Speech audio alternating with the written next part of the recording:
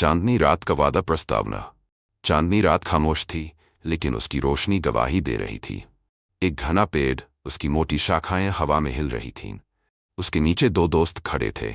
एक लड़का जिसके घुंघराले भूरे बाल थे, सिर पर नारंगी टोपी और गले में एक स्कार्फ। दूसरी उसकी सबसे अच्छी दोस्त, जिसकी आंखों में इंतजार की चमक थी। चाहे कुछ भी हो जाए, हर पूनम की रात हम यहाँ मिलेंगे, लड़के ने कहा, पेड़ की छाल पर धीरे धीरे अपना नाम तराशते हुए। हवा में उनकी आवाज गूंज उठी, जैसे वह इस वादे को अपने साथ ले जा रही हो। लेकिन समय निर्दयी होता है, और वादे नाजुक। क्या उनका वादा समय की परीक्षा में टिक पाएगा या फिर खो जाएगा, जैसे रेत पर बने निशान? दिशिवान। पहला वादा पेड़ी छाल पर चाकू की नोक से नाम उखेरते हुए लड़के ने मुस्कुराकर देखा। रोशनी में उसकी नारंगी टोपी हल्की सी चमक रही थी। हमेशा? लड़की ने हल्की आवाज में पूछा। लड़के ने अपना स्कार्फ ठीक किया और सिर हिलाया। हमेशा। चांदनी ने उन पर अपनी नरम रोशनी बिखेर दी, जैसे उनके वादे की गवाह बन गई हो। दिशी जुदाई की रात लड़के के सिर पर वही नारंगी टोपी थी, लेकिन इस बार उसकी आंखों में चमक नहीं थी। घर के बाहर एक गाड़ी खड़ी थी। बैग्स उसमें रखे जा रहे थे। मुझे जाना होगा, उसने धीरे से कहा, पेड़ से टूटा हुआ एक छोटा टुकड़ा अपनी दोस्त के हाथ में रखते हुए। लड़की ने उसकी आंखों में देखा। तुम वापस आओगे ना? लड़के ने तुरंत सिर हिलाया। हर पूनम की रात, वादा किया ना? पेड़ वहीं खड़ा रहा। चांद अब भी चमक रहा था, मगर लड़का चला गया। दिशी 3।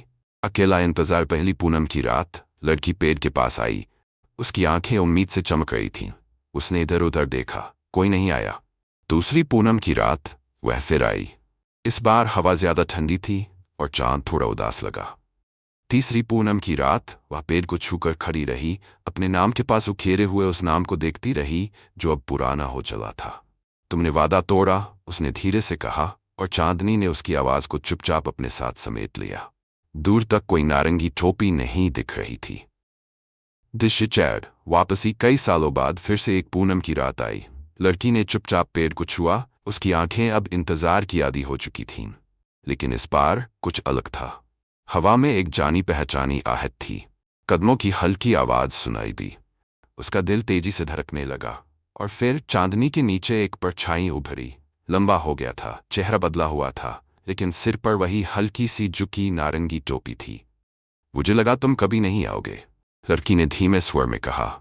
लड़के ने अपनी टोपी उतारते हुए हल्की मुस्कान के साथ जवाब दिया, मुझे लगा मैं बहुत देर कर चुका हूँ। चांद अब भी चमक रहा था, और उसकी रोशनी में उनका अधूरा वादा पूरा हो रहा था। समापन। ये कहानी है दोस्ती की, वादों की, और उन लोगों की जो वक्त की धारा में कहीं खो जाते हैं, मगर कभी कभी किसी न किसी पूनम की रात लौट भी आते हैं। आपको ये कहानी कैसी लगी?